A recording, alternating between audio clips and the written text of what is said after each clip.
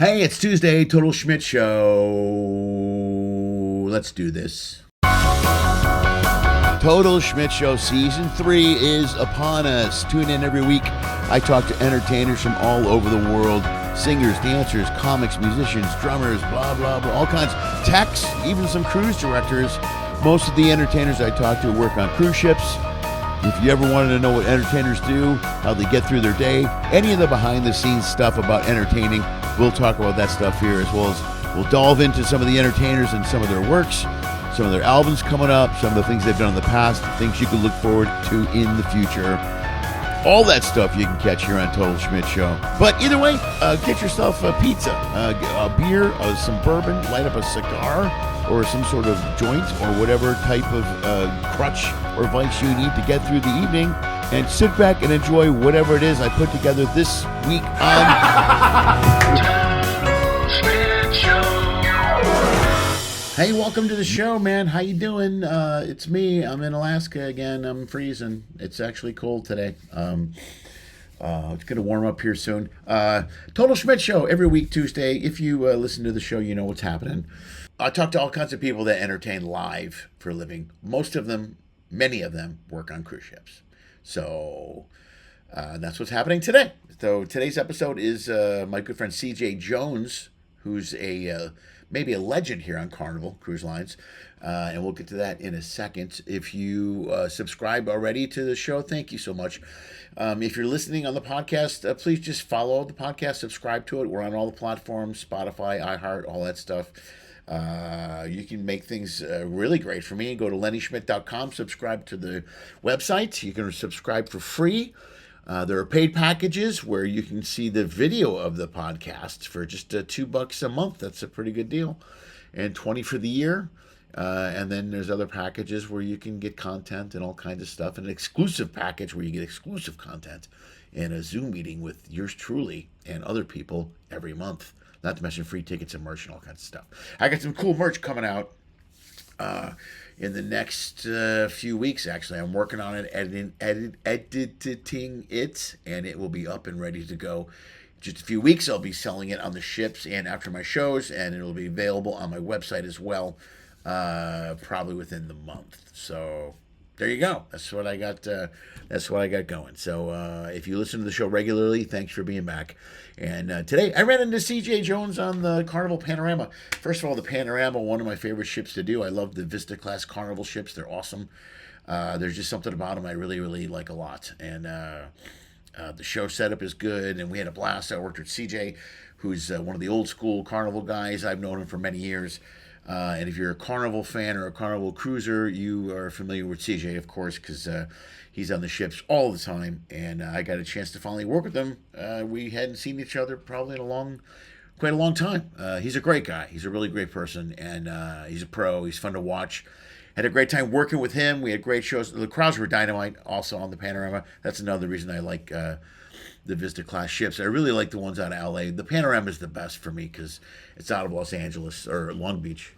And I just love those crowds, man. I used to do that old, I used to do the Imagination and the Inspiration, the Carnival ships, the 3 and 4 days out of there. And even when the Miracle was out of there and all those ships out of there, Spirit and Splendor before. I just love the West Coast Carnival ships. Anyway, I ran into Cee Jay, and this intro is way longer than it should be, but we had a great time. We sat down and talked for about an hour. So here's my conversation. Sit back and enjoy my chat with my good friend, the one, the only, Mr. Cee Jay Jones. Didn't we do one during the pandemic at home? Yeah, we did one from your... And it was like weird. Something happened, but it still worked something out. Always it happens. was some crazy stuff. Also, we did one the first week back. Our first month back. First month back, on the Mardi Gras, because we were on the Mardi Gras with me, you, Happy. Yeah, but we did one when I was home. We did one when I was home, and then we did one. Yeah, we did the the quarantine one that I did with everybody when we were not working. Yeah, and then we did the one when we got back to work. I was like, look at you now. All right. Yeah, now I got it all figured out. I got it all figured out. So we're good, brother. It's good to see you. Good it was good seeing you on the calendar. I don't check the schedules usually, but when I get them ahead of time, I'm like, oh, good, man. Fucking Yeah, good. I was the same thing. I was like, when was the last time I worked with Lenny? I'm like, I don't even know when. I can't even say when it was. It might have been last year. Might have been. Might have been 2024. I don't know, man. It's been a while. Well, I've been on Celebrity a lot the last year and a half. So, Yeah, in I fact, know. most of last year was almost all Celebrity. So, or Good. Hey, however you get that check. Then when you said your girl, when they put you on there, that she can go free, they don't pay for her flight, do it? no. Oh, okay. I didn't know. I was No. Damn, I'll fly her I'm out. coming to Celebrity. Yeah. But even then, it's like, but it's cool with the kids too. Like I had my daughter on a cruise, and I flew her to Florida. But Anna's going to go on a cruise in September, and it's kind of a crossing. It's from Vancouver down to L.A. So she's going to fly to Vancouver and then cruise down to L.A. and just get off the ship in L.A. and then we're home. That's nice. Yeah. So I like that. I like that fact that you found something that fits your family niche, because at least if you're away, you can still hang with them. Yeah. Yeah, so that works. Yeah, it works out really. That works out good, because you, especially with the loved ones, the girls know the scoop. They've been with you. The kids come with the sacrifice. They sort of understand as they get older more so than they did when they were younger. Yeah, they do. Yeah, you know what's real funny with them, especially, is they cruised a bunch when I first got divorced. I had them all summer, and they would spend the old Inspiration Imagination out of L.A. Mary was great. She would hook me up every summer for like 3 years in a row, where I had it was either bring the kids or don't work. Right. So I brought the kids and just paid for them to be on the ship, but it worked out because we just drove to the port and would hang out. And the money that it cost to bring them on. Yeah. Yeah. It was still with the discount. was So with it balanced discount. out. Yeah. It wasn't like working, I mean, work, obviously you're still paying more than you would be working. Yeah. But I had the kids all, But and you they had the loved kids, it. And they're loving and telling people they go. Dude, they're bragging. They're bragging because they're out of the country. Yeah. I love And they go that back part. to school and like, I spent all summer on the cruise And line. the cruise line. I Yeah. was doing, But then they get spoiled because then as time went by, I would be like, do you want to go on a cruise? And they're like, I don't know, where's it going? That's the real shit right I know, there. right. Because you literally are doing what cruisers is doing to their kids. And where's it going? Yeah, I they're all don't know. picking. Like, Haven't we already been there? I'm tired of the Mexico. I'm tired of the West Coast. You're like those people have never even been once, Right. And they're going like, oh, that's okay. I've seen it. I know, right? They've been there a million times. And so much that they had places they knew to go to. They loved Catalina. There's a coffee shop in Catalina they loved. At coffee shops, the food, Little Avalon and golf Center, carts. yeah. Right. And golf carts. Yeah. And then when I brought Lily on, I took her to, I think it was Aruba last year, for my birthday week. Okay. In December. So I flew her to the East Coast. Nice. Yeah, so she got to go on that. So that She was, went to it was Aruba. cool. Aruba always blows people's mind the first time they go. Yeah. It's nice anyway. Of the 3 islands, I like Aruba way more than Bonaire, and Bonaire is on the bottom of my list. Right. I'm just, maybe I can't see the beauty in it, but it's all I know is it's just fucking hot. I think we were in Bonaire too. On that Bonaire cruise. is just super fucking sweaty and crazy hot. and crazy hot. They got trees, but they like this tall. There's nothing for you to be under. So if you're in the water the whole time, Right. great place to be. Great Right, place right, to be. right. But I'm a Aruba guy all day long. Yeah, no, I love Aruba. I need to go there. Well, I like and just restaurants stay and for stuff, like a man. I week. like Yeah. to go find somewhere to eat. That's And they my got thing different is- types of food. See, like some places you can go. I love to go to Puerto Rico, and Puerto Rico isn't necessarily known for food. Man, there's a lot of great places in Puerto Rico to eat. I love Puerto San Rico. Juan is like, there's great places to eat, but to get the authentic stuff, Latino stuff, you gotta either know a place or go out further into the territory. To me, because it's like I've eaten there so much that that hotel we used to stay in. Yeah. Every hotel we've ever stayed in Puerto Rico, and the food is top notch. Yeah, but yeah. I'm just far as getting when you get what is it I forgot what is that thing they have, just one thing, mofongo and the other things and the mofongos. I love that stuff. I love it's actually that. Good. And there's that restaurant where they created the pina colada. Pina colada. Yeah. So in fact, last time I was there, well, not last time I was there, but I met Vince there once. Mm-hmm. When I was on Celebrity and we had a port day and he was traveling, so he spent the night at the hotel. He spent the night hotel. Yeah. So y'all He came down, we had lunch He or came- whatever. Yeah. And it was great. But ain't nothing not to not love about San Juan. And the women look amazing. So That was weird. What was that noise? And why was that a noise? yeah, where did that come up? What was? Who said nothing's broken, so we're fine.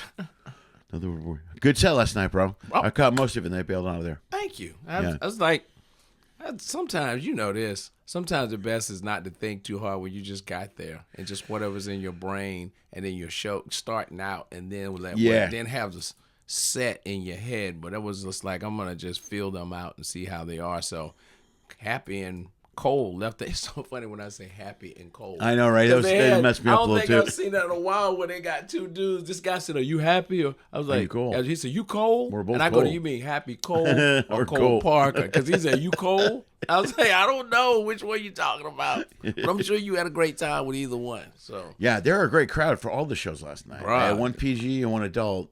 They were really a lot of fun, man. I mean, I was surprised. So what is the 7:30? Your 7 was a 7 something was an adult? Yeah, no. My 8:30 was an adult. They changed the schedule here because it used to be two. It used to be because like tonight I got a 6:15 and a 7:30. So you have a PG and an adult, right? I better look because I thought they were both PG. I thought you got a PG and an adult, my friend. Wow. So the 7:30 is an adult that's show. why they changed it. I don't know why. I like the old schedule. Yeah. Because they used to do, the way they used to do it was one night you would do two PGs, and the other day with two adults, and the next night flip. And then they flip. And I liked it because I thought that's what this was. So did I. So it's okay. Until I looked closer at the schedule, which I'm glad I did. And I'm like, crap. Okay, well. But then it's got us doing a PG on the last night, which it says it's a repeat, but I hate to repeat. I hate when they say repeat because I won't say it. But when if people look at me or shake my hand and they go, so that next show is, I go, no, it's not the same. I said, I can tell you. Right. They don't want me to say that because they want other people to come in here. Sure, But you just tell people Right. Come on back. You know? Well, I'll repeat the same night. Like tonight's adult, I'll repeat most of it. Yeah. But then the PG I'm supposed to do tomorrow, I want to do a different PG than I did last night. Yeah. I just don't want them. But you know what that is? That's guys that still, like it gets on my nerves. I don't mind XL. I ain't gonna lie. We was hoarding them when we had them. Yeah. And then other cruise directors, it wasn't comics and agents, it was cruise directors too, was hollering like, hey, you keep getting all the guys and they never want to come over here. And then it was agents were like, all of my guys ain't gonna never get to do that, so they don't get to do that. Right. Well, if they got enough shit, they can do it. But then when they I call it watered it. They totally watered it down. Who wants to be mad doing 4 shows that are exactly the same, bro? I can't even do that if I try. You and I, similar, like, we're off the cuff as well as doing our show. Yeah. So the show ain't gonna never be the same. Yeah, anyway. The crowd stuff changes a lot anyway. Yeah. You know, it ain't gonna. It's not gonna be the same. But it's just like, I know why they're doing that because there's comics, a lot of them that just have one PG show. Yeah, and those rooms are smaller, so I get it. Especially that PG room over there, the Limelight. It's a smaller room. Yeah, the Punchliner's bigger. It's a good size room. Guess what happened though? They do that $1 million tournament the last 2 weeks in a row. I think they're probably doing it on all 3 of the big ships. Yeah, I don't know if you ever ran into that. When you do that, all the shows are in Limelight. Limelight. Oh wow. Oh, that's gonna be tough. And then what happens is it makes all the comics have to be, you got to really be on time because guess what time is the show? Just pick a fucking hour. Yeah. From 4 p.m. all the way to 10. Yeah. All the shows are in a row. Yeah, all right. All the way it's like, so it's 4, 5, 6, 7. So somebody's got 4, 5, 6, and then somebody's got 7, 8, 9, 10, like that. So it's like every hour on the hour. Yeah.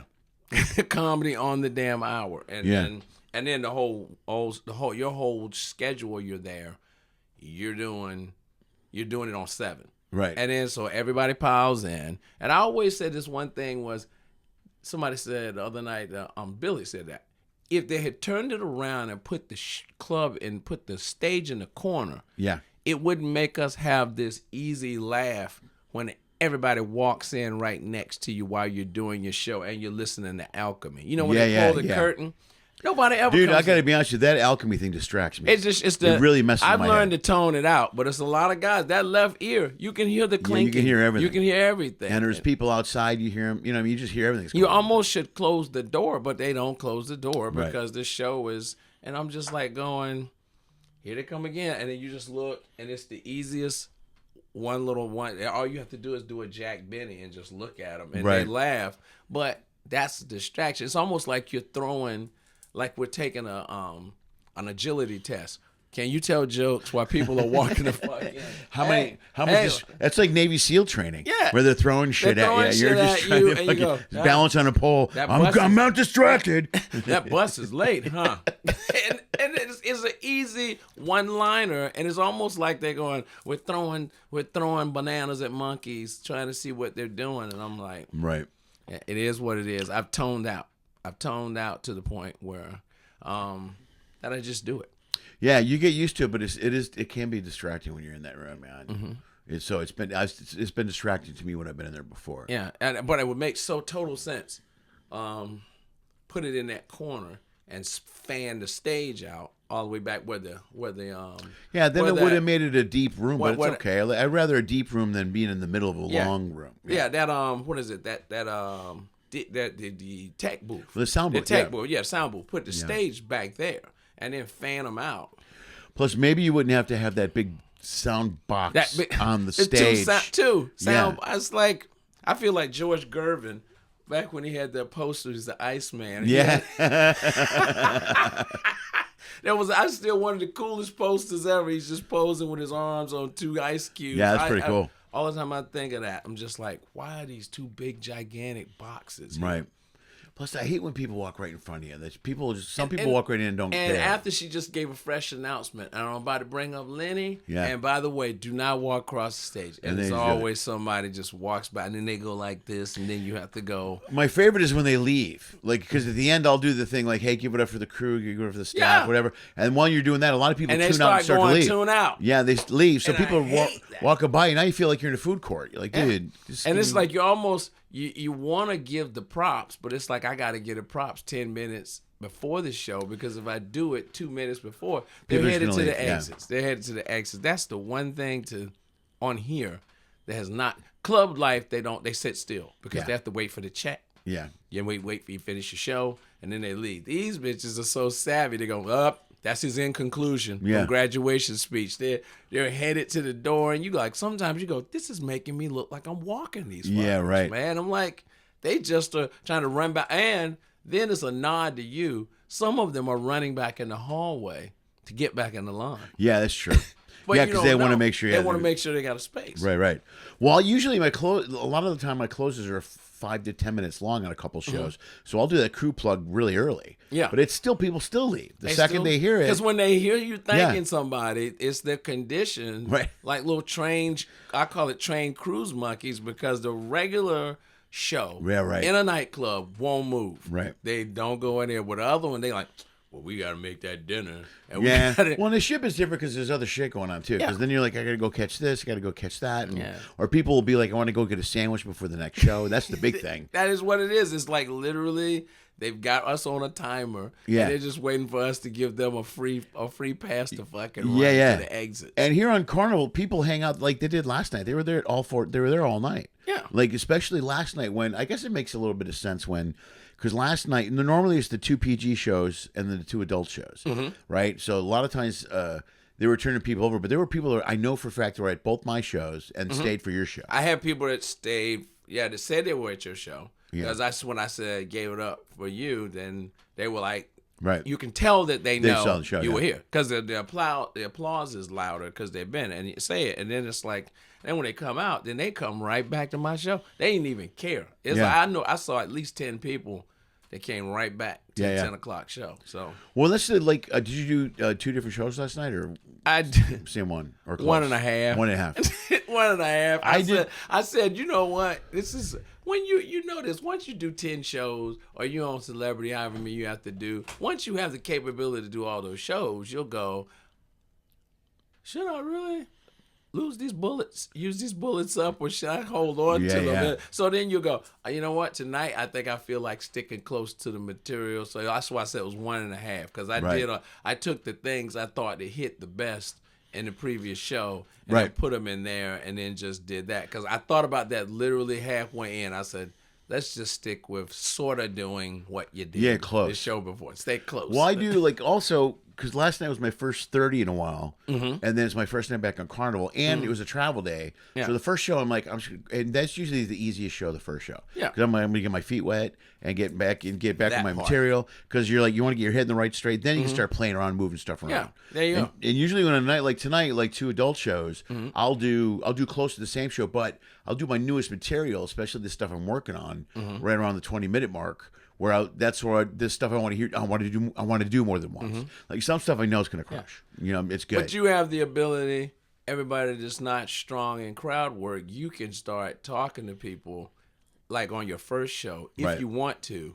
Not stall. You're just doing legitimate stuff, expanding on what you just talked about. Yeah. When you see somebody give a general reaction, and then you can just work that, like you said, get your feet wet and getting going. Okay, I'm loose now. Yeah, I'm back into and these it. crowds are the club crowds, so they're fun to play with, man. So LA is I will say this: they laid back as hell, but they've seen everybody. Right. They've been to every place in California has comedy clubs. They go when you see a 70-year-old man go, nice set. Yeah. or Well, a ton of these people take these shifts all the time out of Yeah. Long Beach. There's people here that have seen me 4 or 5 times that came up after the show. But they use the jargon. They use the comedy jargon. Most people go, loved your show, loved your show. Go, Nice set. nice set. Yeah, And yeah. You're like a granny, and you're like 65. You know, nice set, Cee Jay. I'm like, nice set. Okay, thanks, Nana. Okay. It's like they're like on no comedy lingo. So I was like, okay. Right. Well, I like your closer. Yeah. You're like, well, thank you. I appreciate that. They like, and we love you every time you come. There's always some guy that's by himself. Nice set. Yeah. You know, it's like, okay, creepy guy. They had a guy that looked like Dick. I swear to God, he just with his head teeth missing. He looked like Dick Van Dyke. Is that the older guy in the front row? White guy, yeah, He with was the white hair. He was at and my all show black. too, my adult show. He was looked like sitting by Aaron himself. Spelling. Sitting by himself, right? Yeah, sitting by himself. It was like Aaron and he was sandwiched between these groups of people. So I thought he was with 2 ladies next to him. I said, "What are you doing, sir? You got 2 women?" He goes like, I was almost. I got like, 2 women. Believe it, I got 2 women beside me. I'm like, come on, Dick Van Dyke. And then I looked, and he grinned, and I said, "You are a Lestat." He had all his teeth missing right in the front. I was like, I said, "It's the ghost of Aaron Spelling." He was great. He was the guy that when I do a bit about dating over 50, and he was the only guy that raised his hand in the room. And then he goes, I said, "You're 81?" And I go, and I normally don't do it. I said, "You got to stand up." He says, "I've got knees of steel." Yeah. And I go, "What?" Good for him. And then he turns around. He starts going like this. You got knees of steel, but the gums of a 4-year-old. Did you say that? No, I should have said it. I didn't But notice was the teeth already- thing. I was already giving him hard time because he turns around. "I've got knees." I said, "All right, sit your ass down, Dick Van Dyke. he's all Don't worked take up. up all my show." I'm like, "Take up all my show." I didn't get a chance to talk to him much, but I know he was one of those guys who wanted to be involved. You know Yeah, what I mean, but when you look at him, he doesn't. But he does. He's looking at yeah, you. he never moved. It's Never like, moved. He wasn't real animated, but he was just like waiting for you to say something. That's to him. that. It was an Eddie Murphy. That's that karate man. I always call him the karate laughers. Where you're going, what is going on with this dude? He's giving me nothing. But he's here but he's clearly in the front, and he's committed to comedy because people pick a middle seat on the front row. That's where they wanted to be. Right. Nobody forced them to sit Right, there. right. And They know. So I'm always examining not the corners of the front row. Them 4 people in front of you, them fuckers wanted to be there. Right, They right. sit right in front of you, and then some of them just give you a stare down. But he was so unique, I had to talk to him. I'll talk to people off to the sides in the second row because they want to be close, but they don't necessarily want to be involved. But you they can see do, the but they're interest. nervous. You can see them Yeah. looking over people's shoulders. Now, that's the people I want to They're talk fun to. too. Yeah, they're fun because they don't know yet. Yeah. If you're in the front row, you know it's coming. Yeah. And sometimes I've been here a few times where they want to be part of the show, Yeah. and they start delivering lines, and you're like, Yeah. all right, take it easy. You're not. I got this. You know, because Yeah, their stuff is don't never help as it. funny as your They're stuff. trying to help, Yeah, and you're like they're not going, helping. "Bruh, They're hurting the. Bruh, Yeah. you wanted to do this, so you need to sit there. You ain't going to ruin my And even show. now, more so, especially on social media, there's so many, you see interactions between comics and crowd all the time, that people come into shows prepared with stuff to say. Who knew that you'd give look, and it's not bad. I say this in front of everybody. Matt Rife is a funny guy, but he literally, people been doing crowd work clips forever. Yeah. But he just happened to be, because he's young, marketed it, yeah. he made it Plus, popular. he's good looking and a young dude. That works in his favor. It all works in his favor. Well, shit, but Don he Rickles, made it Don popular. Rickles was working the crowd back in the 50s. Huh? Don Rickles. Don Rickles, yeah. I can name our guy, one of the guys, Lewis Johnson. Yeah. Lewis Johnson was great. doing, Lewis has got so much footage, it's almost grainy. It's almost grainy. Lewis he's got carnival footage. It's like a little crackle. Lewis has got so much carnival footage from the fantasy class ships when he was working them, and you going, Lewis been doing this forever. Yeah. But when Matt Rife do it, now people go, come on, we like it when you crack on us. And I'm like, you just are seeing that on stage, and it's like you're seeing it on social media, and you think that's what the whole show is plus you're about. only seeing a minute or two at a time. That's all that is. And I always thought to me, I've always worked the crowd, but I thought the true talent was working the crowd and mixing material in it and making it look balanced. That part, That's me and the key. you are right there. Yeah. It's like you draw them into your show. Yeah. You weave them into your show. Plus, some of the stuff you're bringing them in on, you're setting them up. Or after a while, if you've been around long enough, like we have, somebody can say something, and suddenly you can go a different direction, go into a different bit. Exactly. And now you look like a genius. You sewing them right into the next bit. I like to go through people sometimes just to go, you know what I'm saying? Because obviously you married, and then they talking. Like last night, the guy was I said, "What are you laughing at me, OG?" I said, "You got your white woman in the front row." That's right. I said, "I don't talk shit. You got a knee brace on too now with your old ass." And then he died laughing. He jumped up. I'm like, I said, "You better sit down. You better not be jumping. Tear that meniscus." I was like, and then I was just talking about having bad knees. I said, "I know you ain't laughing at me. You got a knee sleeve on, so you sew that in, and then you." Keep going. I don't have to hammer him. Yeah. The point has been made. Older guys got younger women. He's over here hanging with his woman in the club. Clearly, everybody knows she's younger than him. And just by if you looked at her, but then he had the knee sleeve on. And that was the last second I was about to be done with him. I said, zinger. Got your ass. I said, you up here T-Bowing and Kaepernick in your damn bed.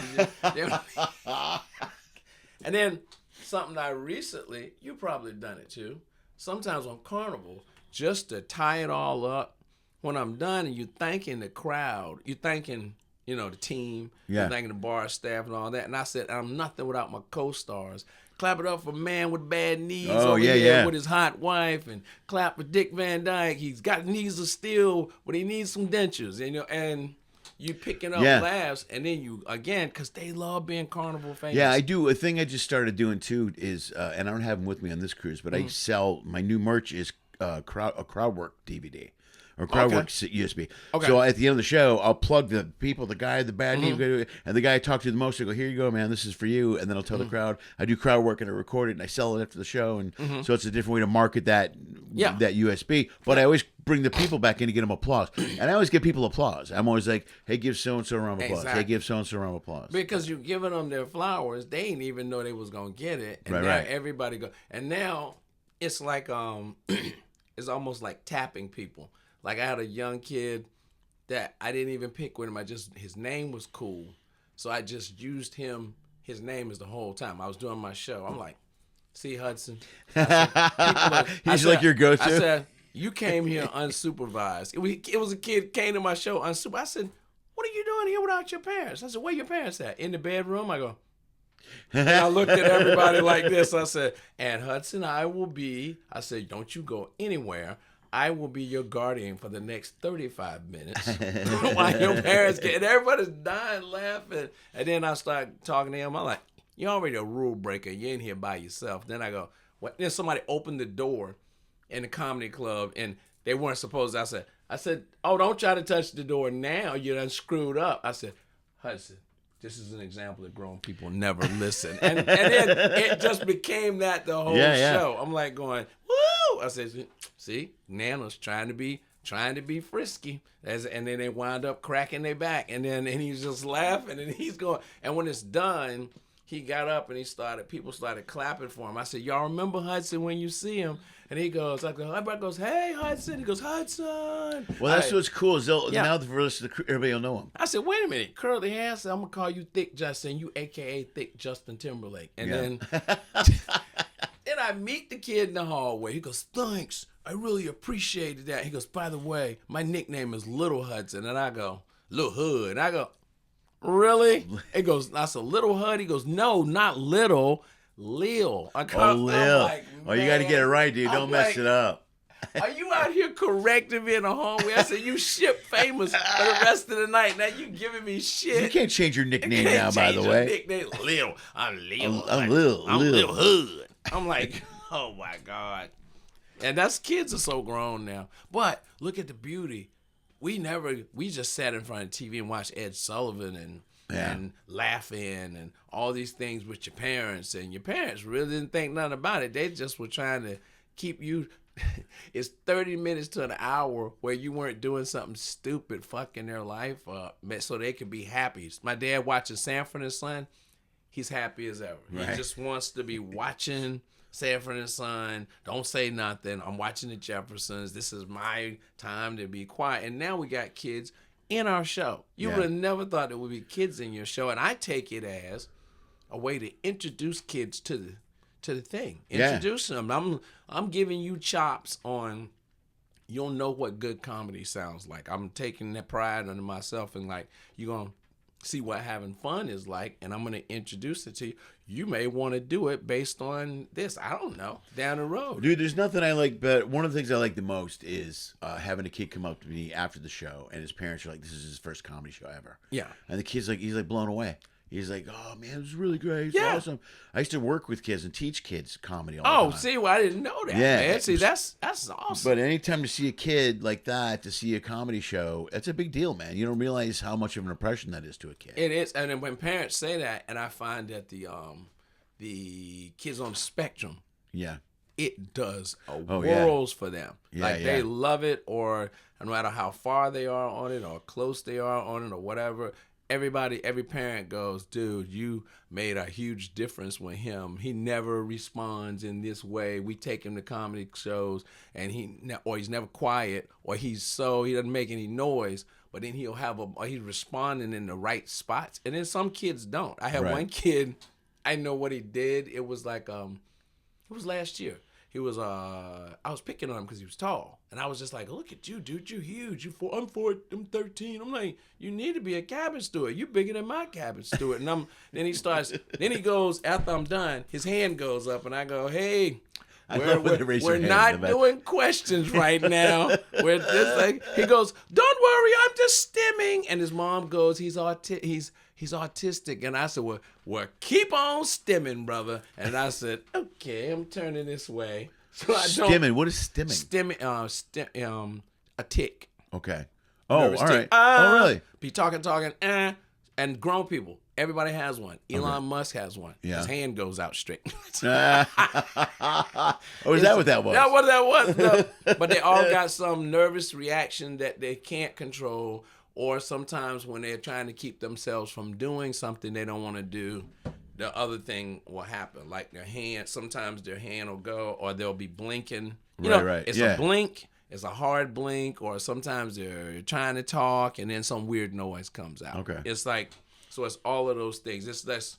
Everybody has a different one. So when he said that, he just goes, I'm just stimming. I go, but it looks like you're asking me a question. Then everybody laughed, and then she goes, he's autistic and he's just stimming right now. And I go, immediately got it, and go, don't mess with him no more. I said, keep on stimming, brother. That's everybody clap for JoJo, and he's stimming. And then I said, so I don't keep focusing on this. Let's immediately pull attention from him and go over this way, because you've done that. We've all or when you got a side, all comics do this. When there's a rough side, everybody's laughing over here. But for some reason, nobody's laughing over here. We'll go, what's going on with this left the room side? Feels imbalanced. Yeah, so then you just have a tendency to lean towards these. I got them. They're with me. Yeah. It's like, Or you make fun of it. It's like, I know y'all are with me. Excuse me a second. Yeah, while I do that. Work That's with an these. easy. That's an easy laugh every time. Yeah, it's like, let me work like with this these half loves me. You difficult- guys are still staring at me. Yeah. You difficult bitches. We got to work with y'all. Yeah. So y'all are the good side. That's an or Dude, I've made a guy before. I love this. Some guy. I love one it. You're crowd. looking in One the side. sky. That was, I'm looking like, oh, one side that was really rowdy. Uh-huh. You people are a hand, or they were just everything. Was all the kind of activeness was there, and this side wasn't. So this kid on the right side started getting rowdy. And go, you need to be on the other side of the room.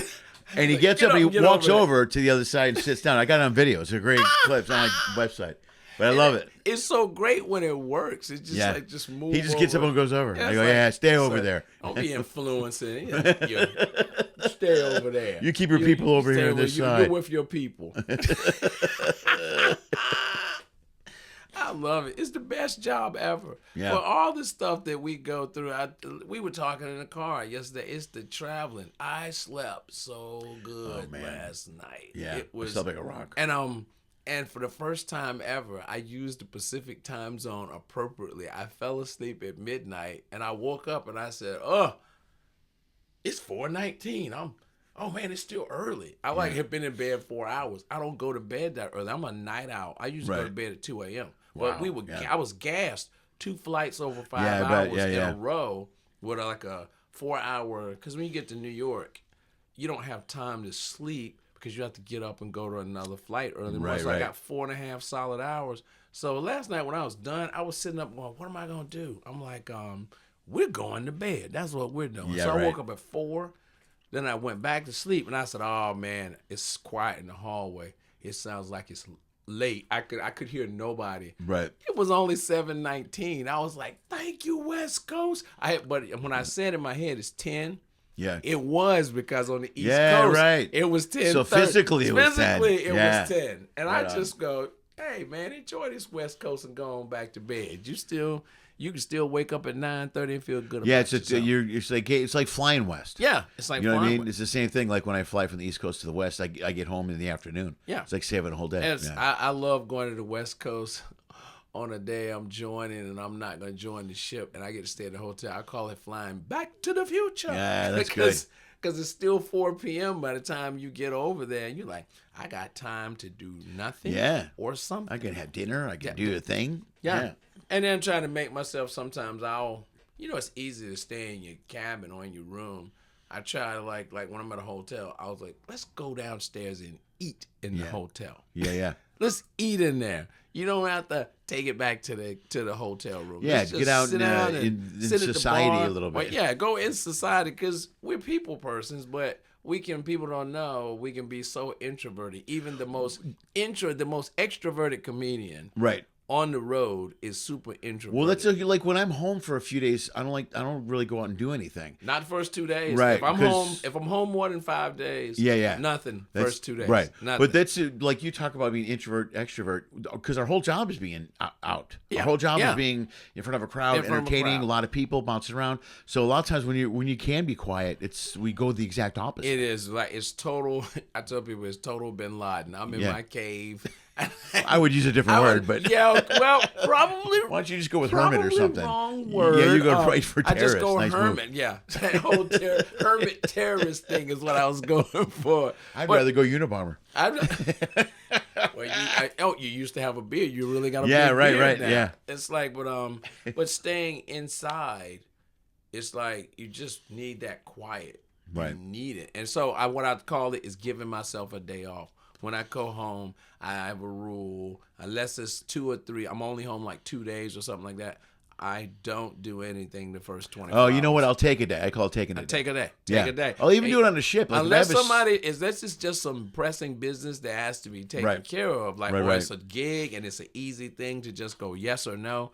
I don't do anything and just let my mind rest and don't force yourself. And hopefully I got enough in the refrigerator that ain't a science experiment or freezer burn. Yeah, I can always find something Yeah, to eat. well, you man. can find something to eat, but I just think you have to learn as you get older. We got to take care of ourselves because now, as we've seen in the last 10 years, lots of entertainers and comics dying. We're starting, I think, to learn from their early demise because this comics. I think the the number was 55 or 45 to 55. It's heart attack and you're gone. Yeah, right. The guys that pass away. I knew a lot of guys in their 50s. There's usually 50. They're right in 50 in that 55 spot. And that's usually where they're just... And it's the lifestyle thing, and the drinking's got a lot to do with it, like early on, but also the travel takes a lot out of you, man. Yeah. You know? That's the part. And now everybody's... The flying. We were talking about the flying. Yeah. When you're in the air flying on a plane. We had that talk. Yeah. Right. And when I told this guy, I was talking to a pilot, and I mentioned this on the show before, but when you're flying, when you're on a plane, your body's moving, and you said there's a bunch of shit happening. Well, when you're on a ship, we're moving right now, too. Yeah. Compressurized container. Right. So our bodies are constantly in situations that aren't just normal outside, like your feet in the grass. You know what I mean? Not nature. When you messaged when I was getting ready to do this, I said, let me get right. And I go, oh, I didn't stretch before. I was like, before I got myself right, because I have to put that on my list every day. Being 61, I don't care even if you look in the mirror and you don't think you are. My legs and my knees have issues that I have arthritis in. It's not a lot, but it's in both knees. So I have to make sure I gotta stretch in the morning before I get out of bed. I gotta warm up. I gotta do stuff. It's like an old car. You gotta warm it up before you do anything. Some days you can jump out of bed and you got the good day you didn't have to warm up. But the rest of the time, my hamstrings you should have bent your leg over and stretched it out. But it's taking care of yourself when you just come from a plane flight. The circulation in your legs, your fingers swelling up. You might get clogged and get stopped up, and all of a sudden you gotta pee your brains out when you get off the plane. It's just like fluid retention. It's a whole lot of stuff. It's almost like space travel, non-space travel for humans, because when we fly that high up, can't nothing not be happening to you. Right. Well, as often as we do too. You know, we do it all the time. Yeah, and we do it with such efficiency, and when I say efficiency, we just deal with it. We just deal with it. Some of us now, I don't use a mask, but when I hear too many people coughing, I got a mask in my jacket pocket, and I will whip it out. I haven't had to use it, but sometimes it's that person next to you hacking to death, and you wasn't coughing. Or you ever been in a plane and you wasn't doing nothing, and there's a dude clearing his throat for like 10 minutes in the back of the plane, and then they shut the door, and a piece of dust flies down your throat, and then you say, You're like, oh shit, it's from that guy. It's from that guy. And you cussing out the guy, making all that damn noise. Then you like, you're like, shit, now I'm the guy. I'm the damn guy. It's like, and you get it in your nose, and you know, this next person is going, this bitch has got COVID. I know he does. It's like, everything's fine. Then you hear that door go, doo-doo. And have you ever felt it? When they close the door. Oh, you can feel it, A lot of people don't. I feel that. Like, it's almost like a little mini sonic boom. You ever heard of sonic boom? Yeah. And it's like, that's a good, because one day this guy was like, and you know about this, TV people that are watching, when we're on a plane and we're sitting in our seat and the next person to you jinxes somebody coming. So they'll look at you and go, looks like we got, I'll be like, don't you say, wait for the door to close. Don't you say nothing. He goes, what? I said, what? I said, wait a minute, hold on. Now say something, because you feel that pressure when they go to the cabin. The cabin doors are now now closed. I'm like, we're good shape. Now we can high five. Put your shit in that seat. We're going to both split the middle. We're going to both put our foot in the middle of the seat. I got real lucky with that the last few weeks, actually. I said, there are rules, ladies and gentlemen. There are rules to this. There are rules. Simple travel rules you got to follow. There's also first class. There's first class, then there's ghetto first class, then there's super ghetto first class. That's when you have an emergency aisle and there's nobody in it but you. Oh, that's nice. Yeah, isn't that's I haven't had it in a long time. And when you get the arms up. But unless you're on United and you get an old plane, then it ain't worth nothing to you other than you can sit in the middle because the arms don't come up. Right. It's like, that's how Americans got the whole, it's not even a handle. It's like a whole floor. You're sitting in like a shelf. Let me tell you what Billy did, and this is so raw. Billy D. watched. He says, I hate that little. He went. I call it that little. He called it a handicapped armrest. He went and he did Oh, his did arm like that. He did it. He goes, I hate it when I get that seat with that little baby handicap armrest. I'm like, did you just do your arm? It's like a dinosaur. It's like a little dinosaur arm. You got emergency on the window. You got no elbow rest. Right. It is all wall. You just you're just leaning. They got a piece of about that much. But what was that sound? I heard that too. Yeah. Something just kicked on. It's somewhere we sitting in the middle. I think most of it's gone. It's a horn. It's like sounds like the horn. Oh, maybe are we foggy outside? I didn't check. I haven't been outside yet. That's how long we've been stuck in there. We ain't even been outside. No, I'm going to the gym after this, but I don't know what it looks like. Yeah, I have no clue what it looks like outside, but yeah, it's like compression on this ship too. Like, have you ever noticed women complaining about their feet and legs are swollen more so than men? No. You ever look? Now that I'll tell you about this, look at take your average next thick woman, maybe not a big fat woman. Look at her legs, and you're gonna see her ankles. They look like bloated up, like right around here, and the 4 foot right there. Yeah, and women will be complaining about it, but it comes from is that from the compression? Not drinking a lot of water. Right. Not drinking a lot of water. Right. It's almost epidema like. They don't have any. I've never had any problems, but on here, but it's drinking a lot of alcohol and not drinking any water. Yeah, that'll do it for but sure. Have you ever noticed all of our crew member co-workers always carrying a bottle of water with them? Yeah. They got to stay hydrated. You get dry on here, meaning dehydrated, you can get dehydrated fast on the ship. Sure.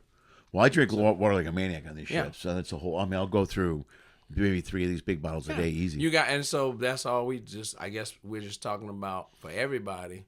You have to learn to take better care of yourself because it's like the version of people expect us to just do it. Right. They don't even get what it takes to do what you do because you got to be in a good mental space. Yeah, I was talking to do that. It was a psychologist who told me this story actually once. When you're on, besides the fact that we're not just on stage talking, you know what I mean? When you're a comic, you're thinking the whole time you're up there. Yeah. You're thinking about what's going out here, what's going next, where your mind's going to do. You're watching the crowd, you're paying attention. So there's a lot going through. Your body's going through certain amounts of stress while you're on stage. Yeah. And we do it over and over and over again all the time, all week long. And the creatives we are actually analyzing the world for people. Right. And then we're using our creative ability to not only analyze people and then give it back to you in a way that we see it. We interpret it. Right. We interpret it. We're supposed, we're one of the best examples. We take society, analyze it, and give it back to you how we see it. Right. And then you just take it and judge the shit out Yeah, of right. it. And send it back to us, but we're thinking about it. You never even had a thought about it. Yeah, plus our thought also while we're doing it, we're analyzing what we're doing. We're analyzing what we're doing. We're analyzing how the crowd's responding. We're analyzing where we're going next. You're constantly in a thought process and a thought pattern.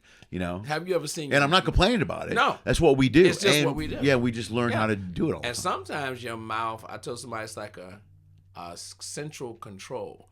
Your brain is going, I don't think we need to do that. Right. And your mind, and sometimes your mouth is. They're not connected. I'm like, bitch, I'm about to do this because this dude ain't got no teeth, and I can't risk. I gotta say this. I'm gonna do. No, it's not a good idea. You did it anyway. Yeah. Great job. Yeah. Great job. Well, I've done that on different respects, where especially here with different shows. In my mind, I'm doing a bit, and in my mind, I'm like, all right, and now go into this bit. Don't do the next joke. Yeah. Because then that way I can keep that joke, and it ties into the next bit for the next show. And while I'm thinking that, I start the next joke, and I go, I just said don't start that joke.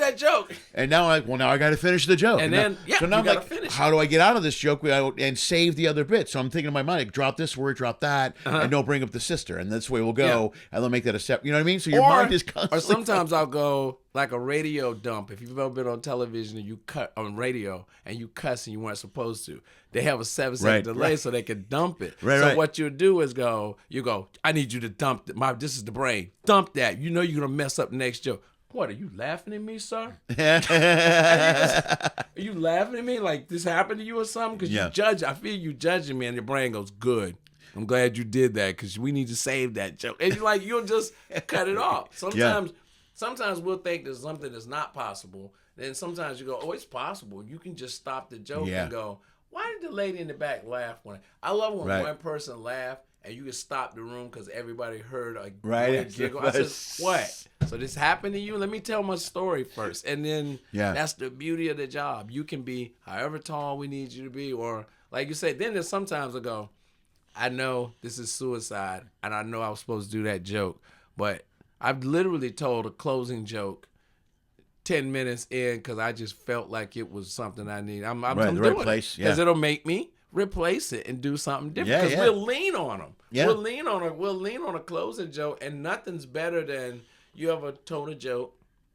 I know you have. You told a joke, and then somebody reacted, and then you started talking, and then you were at the end of your set, and you say something to them in a crowd work moment, and they'll that's what you get for saying that. Look, y'all have been fun. That's my time. Out the door. Yeah. Just you go. I had like 3 more jokes, but there was nowhere to go after that when everybody, an unexpected route of applause that comes out of something simple. Right, and it's so heavy, you go, I'm fitting in. Yeah, you can see that's ejection button, I'm finna get out this bitch. That's so smart, though. That's part of being a pro, though, because I've seen guys make that mistake and try to follow it. You try to keep going. You know? I've been there. I've done what are you it. doing, man? You got a big... keep on going. You got a big laugh at the end? Get the fuck out. You're there. You nailed it. You were there. Job done. You had one comedy so job. Anyway, we know so anyway. We know so anyway. No. Why are you going backwards, bro? I've seen it. And I've seen friends do it, and then they look at me. I went too long. I should have stopped. Like, yeah, fucking right, you should have. That's the They best. look at you and come off stage, and people shaking their hands. I should have got off stage. And I'm glad you know that, sir, because you kept reloading and going back and reloading. I said, dude, you were done. You learned from that. Like 10 minutes ago. That hurts. You had to get this joke out, and by the time you got it out, it was like a thud. And it hurts to watch somebody try to find they're trying to find a laugh to get out. They keep downshifting and going back and just trying to re-up it, and you know their joke that they're trying to tell, and you go, oh, this isn't gonna work. No, bro. Shit, dude, no. your out was 2 lines ago. 2 lines ago. It was given to you on a platter. Yeah, it was here. When somebody gives you that, so I learned that because it's called taking the moment. Yeah. When you take that moment, it's an easy out. Why not in this situation? Yeah. Why not do it and save that? And save that joke for the show. next set. Yes. That's where I'm going. Yeah. My best thing is when I love that we only got to do 2 PG shows, and then I go, shit, wait a minute. What am I mad at? That PG stuff now all slides over into this column. Now I got this whole a well of jokes to go to. Yeah. That's the beautiful part about not being able to tell the show. It's like, well, you can't tell any of those jokes. Yes, I can. They belong to me. They're my brain, my intellectual brain property. So I ain't even use a tenth of the I love it when you get such a good crowd that a joke can continue on. Yeah. That the show is almost over. You didn't even use all of the jokes for the show. And then you just slide them over, and then next thing you know, you're like, so I can do this for the double bill. I can use this PG joke, and this will drag right into 20 minutes. Yeah. Easy. It's easy. I just noticed that recently. I tried to. I didn't do it last night. I was watching the tapes today, but I've slowed down how I talk. I talk too fast. Yeah. So I consciously do it now. It's easier for me in a theater to slow things down and make it more of a presentation. And I noticed now I'm saving like 5-8 minutes of stuff. I'm like, oh man, When I you got walk around, and I tell somebody when you walk around, like depending on which theater it is, but I just start walking around. Of course, I tease Percy like Percy Cruz. Percy gets like 6,000 steps in. I thought I used to walk a lot on stage. Percy would be running around and doing stuff, but when you move around, you have a tendency to be comfortable. It's like, you know what I mean? Well, Vince does that too, man. Vince is like crazy. I've seen him sprint off stage doing shows. He'll just be He'll be running across stage, but you take time and you talk to everybody. Right. Savor the moment. It allows you to go over here and go, well, what's going on over here? Yeah. And you talk to them, and it'll, like you say, do something to slow you down. But that's just all in growth. Yeah. And the cool thing about it is when you see yourself growing and you know, oh man, I would have chewed this, stepped on this joke, and let the joke go. Sometimes when they laugh in it, and you go, all you gotta do is make a face with it, and they laugh, and it's those nuances of learning everything you've got in your toolbox. Right.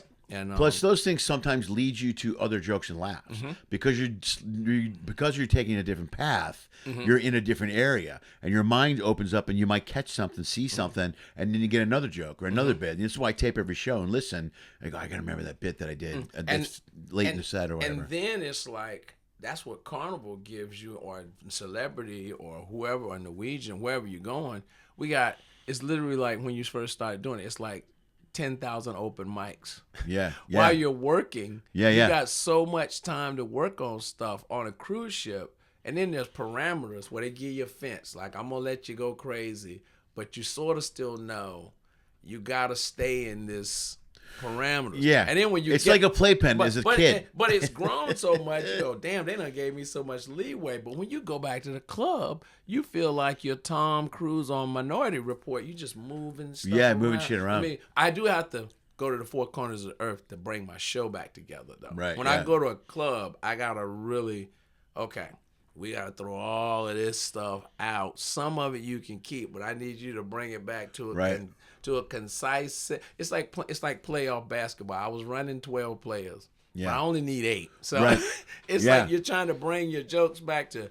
It's not that I'm not gonna not repeat stuff, but I don't really need all of this. You're using all of your energy on the cruise ship to make sure that you stay within the tasteful guidelines of what the company wants you to do. But yet know that your freedom to still be able to be risque. Yeah. But you just go, so there's a lot of stuff that you would use on a ship that you wouldn't use and that you wouldn't use at home. And sometimes the joke won't never work in a club. But then there's a few instances where it's something you can take for the ship as a referral piece or a setup, and then take it to the club. Right. So it makes me way more sharper when I get to a nightclub set. I'm not even worried in the least bit because you can say anything you want. Yeah, right. Because you're the guy they're paying the tickets to see. So when you're in the club, it's a whole different vibe. But if you ever forgot, you go, shit, I can say that if I want to because I'm at the comedy club. That's the thing. Clubs is like there's a ton of stuff I do off ships I don't do on ships, and then vice versa.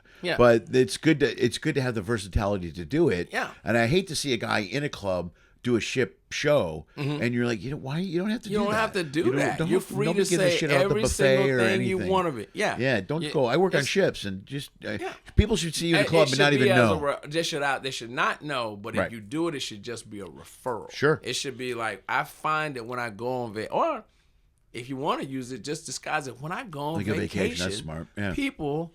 Yeah, I was like, dude, it's like we on vacation. Why the hell you doing that? Right. You're like, we supposed to. Even I know when I'm on vacation, but then you keep it to only referring to shippers as like I even work ships, and when I see kids, they're unruly as hell. If you're talking about children, you don't need to even talk about. You just like they spoil as hell. Sometimes fresh eyes, man, helps you look at a bit and realize you don't need that set up the right way. Yeah. Like I can move it from ship to mall or whatever. Yeah, you know what I mean? You switch the word if you want to use that, but basically we are. It's like when people look at you, go, damn, Lenny. It's like, hey, bro, you said you get it. That was top notch. It's because of audience recognition. We work in front of every age group. We literally even when they say it's an all ages show, somebody's got a baby in our damn show. Yeah, right. Crying out. Or I love it when a baby works. When a baby, yeah. Hey, now y'all need to get it together. Yeah. I'm doing jokes for this damn my favorite baby. Is when the baby laughs. When the baby laughs, I'm like, finally, somebody that knows a good joke when they hear it. Because it's doubly funny because the baby has no idea what you're talking about. Yeah, not at all. But you just, I'm like, I love it. I'm killing that kid. That kid loves me. It's like, I'm talking, forget y'all. Right side. I'm telling jokes. This show's for Elijah. For the 6-month-old. No, yes. That's great. Bruh. Dude, let's wrap it up, man. We're almost at an hour. We're about there. That went fast. Yeah, because we're less friends talking about stuff. Dude, right on. Plug whatever you want right to the camera. Let's get it out there. It's Cee Jay Jones on Instagram. CeeJay Jones 1 on Instagram, Facebook, also on Snapchat, because believe it or not, my grown ass is on there and people follow stuff I do on there. You send the titty pic, I won't tell nobody. But I'm also on YouTube, and I have a channel on there. It's YouTube at Cee Jay Jones 13, spelled out CeeJay Jones 13. Has a lot of old stuff on there. I got to catch up with my new stuff, but like, subscribe, and share, and bring me up, and keep watching Lenny. That's my guy. Watch Lenny. Yeah. Right on. Thank you, brother. This is appreciate perfect. you. I appreciate you. All right. You're still watching? That's amazing. Nobody does that. Nobody, but you did. That means you want more. Pick one of these clips. Go for it. I dare you. Hey, also follow one of those social media thingies.